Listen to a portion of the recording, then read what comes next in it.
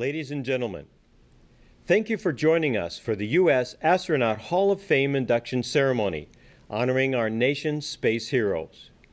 Please rise for the presentation of colors by members of the Girl Scouts of Citrus Council, followed by the national anthem, performed by Kelty Zevitz from Girl Scout Troop 1412.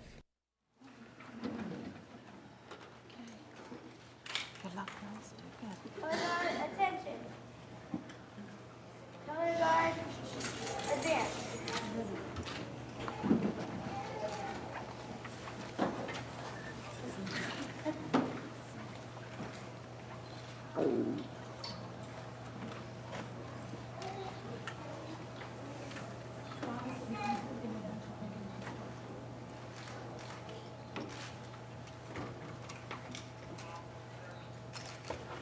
Please join us in saying the Pledge of Allegiance. To the flag of the United States of America and to the republic for which it stands, one nation, under God, indivisible, with liberty and justice for all. Now singing the national anthem, Kelty Zevitz. Oh, say, can you see by the dawn's early light what so proudly we hailed at the twilight's last gleaming, whose broad stripes and bright stars through the perilous fight o'er the ramparts we watched were so gallantly streaming, and the rocket's red glare, the bombs bursting in air, gave proof through the night that our flag was still there. Oh, say, does that star-spangled banner yet wave o'er the land of the free and the home of the brave?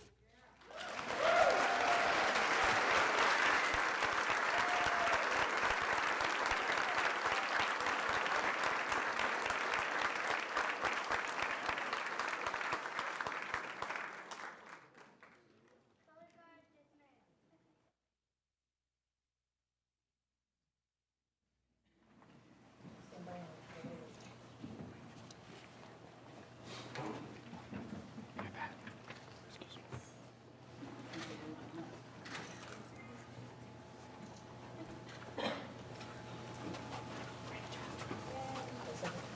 Ladies and gentlemen, please welcome the Chief Operating Officer of Kennedy Space Center Visitor Complex, Mr. William Moore.